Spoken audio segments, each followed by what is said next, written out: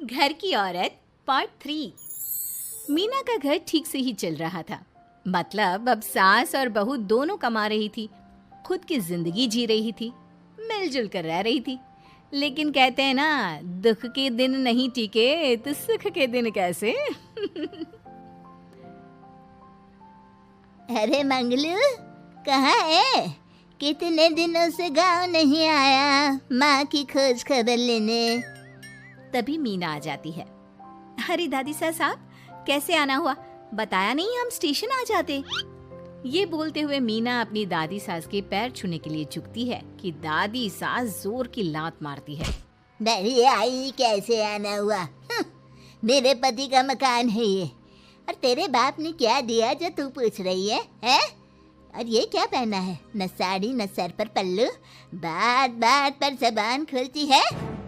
दादी सास बोलना रोक ही नहीं रही थी। मीना को गुस्सा आने ही वाला होता है कि उसकी सास आ जाती है। क्या बात है मीना, कौन चिल्ला रहा है? मैं हूँ मंगलू की दुल्हन। बहुत चपर चपर कर रही है ये मीना बहू। इसकी जुबान पर लगाम लगवा ले।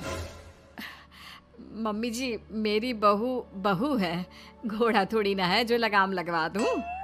तभी वहां मंगलू यानी कि मीना का ससुर आ जाता है और मीना की सास को एक जोर का तमाचा लगा देता है। वाह, जुम्मा 2 दिन हुए नहीं कमाना शुरू किए, मेरी माँ के सामने होशियार बन रही है। मैंने बुलाया है माँ को, ये रहेंगी तो कम से कम इस घर की औरतें औकात में रहेगी। अरे जब से कमा रही है सर पर चढ़कर नाच रही है। चिंता ना कर मंगलू, मैं आ गई हूँ ना। दोनों को लाइन में लगा कर रखूंगी। दोनों बहू ने मेरे मंगलू की जिंदगी खराब कर रखी है। तभी वहां पोता यानी कि मीना का पति आ जाता है। पोता जो कि दादी का दीवाना था। दादी मुझे क्यों नहीं बताया कि आप आने वाले हैं? मैं गांव आ जाता कार लेकर आपको लेने। अरे तू तो जानता ही है, कार में बैठ नहीं पाती। पता नहीं, बहुत दिनों से लग रहा था कि तू और मंगलू परेशान है। आज मन नहीं माना तो आ ही गई मैं। देख, यहाँ आकर पता लग रहा है। क्या पता लग रहा है दादी? यहाँ तो सब ठीक है, किसी को कोई परेशानी नहीं है। क्यों माँ, क्यों मीना, क्या हो गया? इन दोनों को क्यों परेशानी होगी? इन लोगों ने तो परेशान करके रखा है। माँ और मीना के बारे में कैसी बात कर रहे हैं पापा? क्या हो जाता है आपको रह रहकर? तू तो खाना बना बना कर बेशर्म हो गया है, लेकिन मैं नहीं। मेरी माँ आ गई है अब इस घर में। अब यहाँ सब वैसे ही रहेंगे जैसा मैं चाहता हूँ। देख मंगलू, तेरी बहू काम करती है तो मुझे कोई लेना देना नहीं है, लेकिन मेरी बहू कोई दर्जी का काम नहीं करेगी। साफ साफ बोल रही हैं। लेकिन दादी साहब, वो तो बहुत अच्छा बुटीक चला रही हैं। बहुत अच्छा चला रही है, लेकिन हम लोगों ने अपने घर की बहू से ना काम नहीं करवाना। अरे इसके बाप को शादी के वक्त ही बोल दिया था। और इसके बाप जिन्होंने दहेज में एक साइकिल दी थी ना, कैसे हाथ जोड़कर कह रहा था, मेरी बेटी आपके घर आ गई, इससे सौभाग्य कुछ नहीं। अब देखो इसकी बेटी, बहू आ जाने के बाद सर पर चढ़ रही है मेरे मंगलू के। मीना जो कि सास की बुराई सुनकर परेशान हो जाती है। दादी सा, छोटा मुंह बड़ी बात। लेकिन क्या पिताजी ने आपको बताया नहीं? सासू माँ ने अपने पैसे से ससुर जी के जन्मदिन में कार दी थी। ससुर जी इतने साल से स्कूटर से जाते थे, अब कार से जाते हैं। क्यों ससुर जी, बताया नहीं आपने? क्यों रे मंगलू, कार ले ली तूने? मुझे तो तू पैसे भी नहीं भेज रहा। 2 महीने से कैसे कैसे दिन काट रही थी और तू यहाँ कार से घूम रहा है। आप भी सासू माँ को अपने बैंक अकाउंट की डिटेल दे दीजिए दादी साहब, वो डाल दिया करेंगी पैसे आपके अकाउंट में। क्यों सासू माँ? मंगलू यानी कि मीना का ससुर, जिसने अपनी माँ को गांव से सिर्फ अपनी बीवी को लगाम लगाने के लिए बुलाया था, ये सब देखकर जोर से चिल्लाता है। मीना बहू, चलो दादी सास आई है, ये नहीं कि खाने पीने का इंतजाम करे। अरे माँ, तू भी किन लोगों की बात में आ रही है? चल मेरे साथ मेरे कमरे में चल। ससुर अपनी माँ को लेकर कमरे में चला जाता है और दोनों बैठकर वैसे ही पंचायत शुरू कर देते हैं जैसे कोई बहू अपनी माँ से सास की बुराई कर रही हो। देख मंगलू, गलती तो तेरी ही है जो तूने घर की जनानियों को काम के लिए बाहर निकाला। दूसरे तेरे पापा को देखा था, कभी मुझसे फालतू बोलते। अरे मरते दम तक तेरा बाप मेरी मुट्ठी में रहा है, यही सिखाया था मैंने तुझे। क्या बोलूं माँ, जब से ये मीना बहू घर आई है ना, इसने घर का सारा इतिहास भूगोल बदल कर रख दिया है। उस तितली से तो मैं बाद में निपटूंगी, पहले तेरी वाली को तो ठीक कर दूं। अरे बहू क्या आ गई, खुद को टाटा अंबानी समझने लगी है। माँ देख, जो भी हो, इस बात को याद रखना कि हमारे घर की परंपरा क्या है। औरतों का औकात में रहना जरूरी है।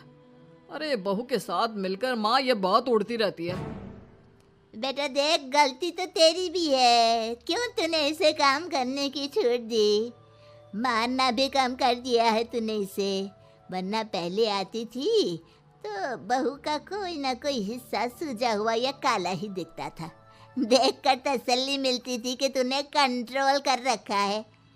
इस बार तो काला और सूजा छोड़, अच्छी खासी चमकती दिख रही है ये। अब क्या बताऊं माँ, गलती तो हो गई है। हाँ, वो कार देखकर पिघल गया होगा ना तू। अरे बेटा, औरतों को मुट्ठी में रखा कर।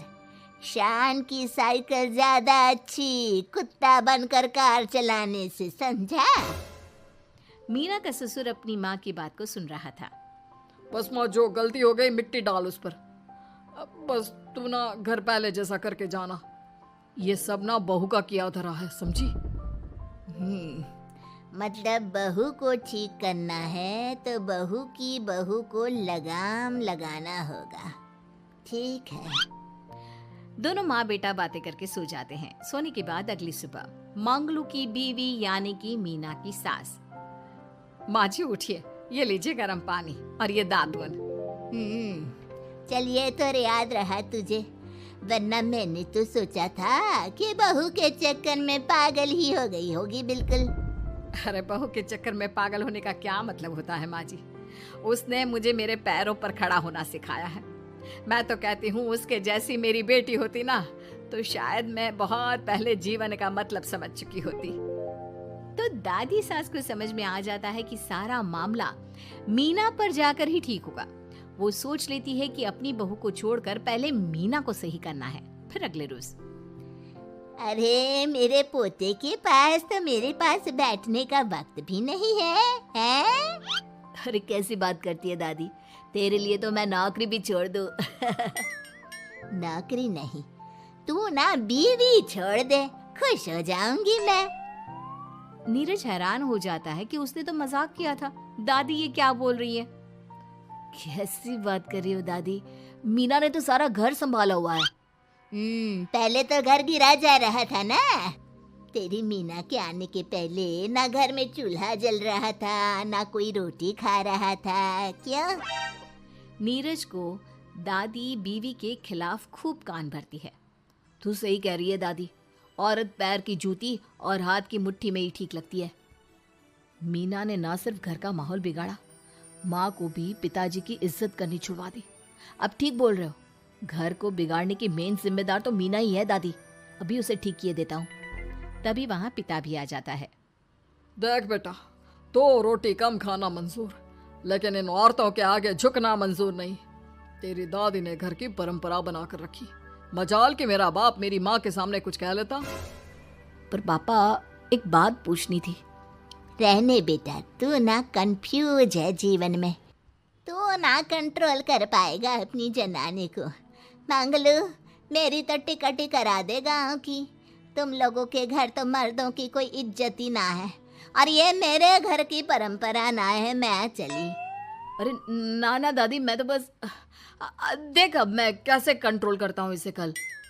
फिर अगले रोज मीना ऑफिस के लिए तैयार हो रही थी कि देख मीना, आज मेरे दफ्तर से कुछ लोग खाने के लिए आ रहे हैं, तो शाम के खाने में। लेकिन आज तो मेरी मीटिंग है, फिर घर आने में मुझे देर हो जाएगी।